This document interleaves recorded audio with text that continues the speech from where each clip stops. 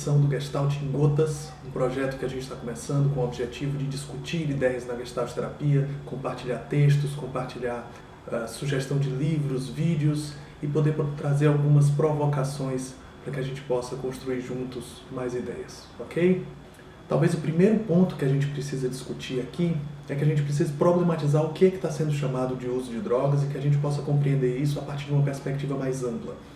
Num livro chamado Gestalt Terapia e Atenção Psicossocial, eu escrevi um artigo sobre a medicalização da vida a partir da Gestalt Terapia e lá eu pude trazer algumas contribuições no sentido de pensar isso que é chamado de medicalização da vida a partir do entendimento de suas funções. Pensar a medicalização a partir da função que isso tem dentro de um determinado contexto psicossocial é talvez um dos pontos fundamentais para que a gente entenda o pensamento gestáltico. A mesma coisa se aplica ao uso de drogas. Mais do que tentar ficar preso à ideia assim, proibicionista ou já condenar a ideia do uso de drogas, a gente deveria pensar que função isso tem para um determinado contexto, que função isso tem para aquele indivíduo dentro das suas relações em um campo. E aí, nesse aspecto, é muito importante que a gente pense que o uso de métodos de alteração da consciência não é nenhuma novidade na nossa história. Mais do que o uso específico de uma substância ou pensar isso dentro de uma ideia específica, a gente tem que pensar que alterar a consciência sempre teve um lugar na nossa cultura e dentro da nossa história. Nesse sentido, é muito importante que a gente faça uma fenomenologia, né, do uso de droga e que a gente possa, nesse sentido, desnaturalizar esse tipo de experiência para que a gente possa compreender isso dentro de um fenômeno de campo, dentro de um fenômeno histórico específico. Uma primeira sugestão é um livro de um autor bem importante. Esse livro se chama Uso de Drogas e Prevenção, da desconstrução da postura proibicionista às ações redutoras de vulnerabilidade.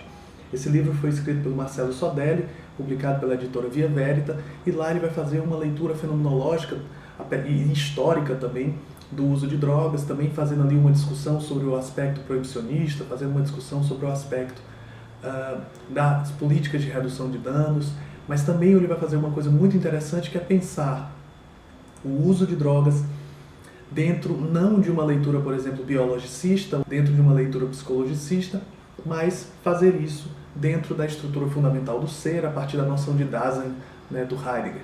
E aí ele vai poder pensar assim, a experiência do uso de drogas e não só isso dentro de uma leitura específica, por exemplo. Aí ele vai poder pensar as drogas estimulantes, as drogas depressoras, as drogas perturbadoras, e inclusive fazer um paralelo dessas ideias a partir da estrutura da vivência do tempo, né? E aí isso é muito importante para a gente, porque a temporalidade é algo fundamental na fenomenologia, por exemplo, russeliana, fenomenologia heideggeriana, mas também dentro das discussões em torno da Gestalt terapia. E aí a gente passa para um outro campo muito importante de se discutir, que é pensar como, né, aí trazendo mais para o nosso campo, né, como que a gente poderia pensar a Gestalt terapia dentro desse contexto. E aí eu queria sugerir a vocês um novo livro, um novo texto. E a minha segunda sugestão está num livro chamado Quadros Clínicos Disfuncionais e a Gestalt Terapia, organizado pela Lilian Frazão e pela Karina Fukumitsu, publicado pela editora Sumos. E nesse livro existe um capítulo chamado Dependência Química e Gestalt Terapia, Aproximações Possíveis, do Luiz Gustavo Santos Tessaro e Kleber Gibbon Rato. Né? Um texto muito interessante que vai fazer uma discussão sobre o campo gestáltico e como a gente poderia, dentro da Gestalt terapia, pensar o campo da dependência química.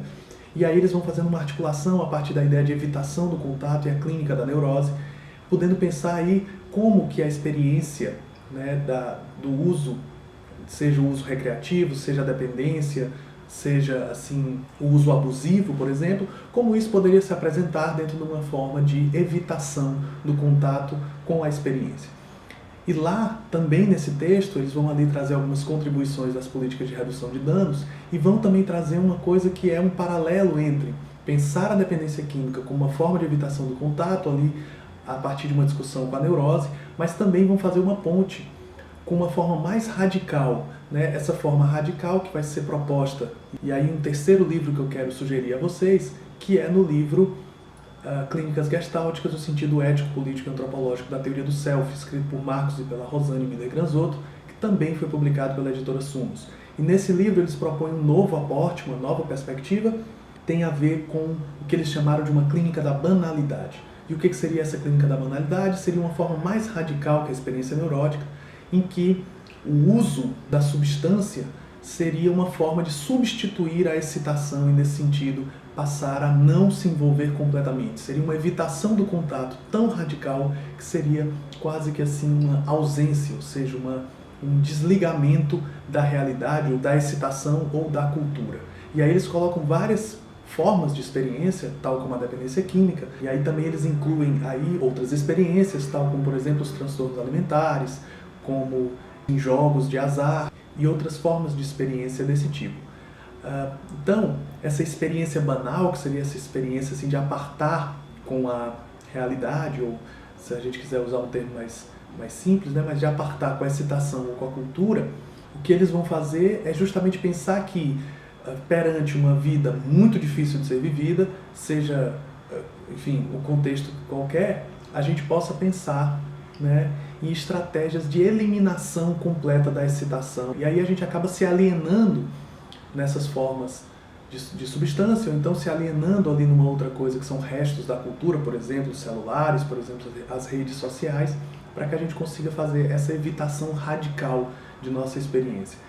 A ideia que Miller-Granzotto e Miller-Granzotto apresentam é de, diferente da intervenção, talvez, de frustração ou suporte, marcas muito fortes da intervenção dentro da clínica da neurose, pensar uma outra forma de intervenção que seria encorajar o enfrentamento desse outro, né? Ou desse grande outro, ou desse outro social. Isso também nos coloca dentro do entendimento político do campo do uso de drogas. E esse entendimento político nos coloca diretamente ligado àquilo que os três textos corroboram entre si, que são as políticas de redução de danos.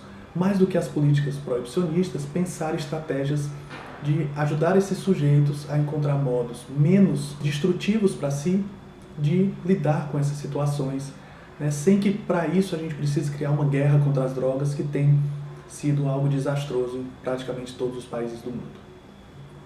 Então, seja pela via da psicoterapia, do encorajamento dos sujeitos que abriram mão das suas relações com o outro social, seja na frustração dessas formas de evitação do contato, ou de dar suporte para que esse sujeito possa se deparar com aquilo que ele evita ao usar as formas entorpecentes, ou seja pela via política, né, de criar ações que possam dar lugar de cidadania para esse estilo, né, de experiência, a Gestalt terapia pode contribuir bastante nas discussões e no enfrentamento dessa situação no nosso cotidiano. Espero que esse vídeo tenha ajudado vocês. Mandem sugestões, mandem ideias. Espero que vocês possam acompanhar a gente aqui, tanto no canal quanto no Instagram. Um abraço.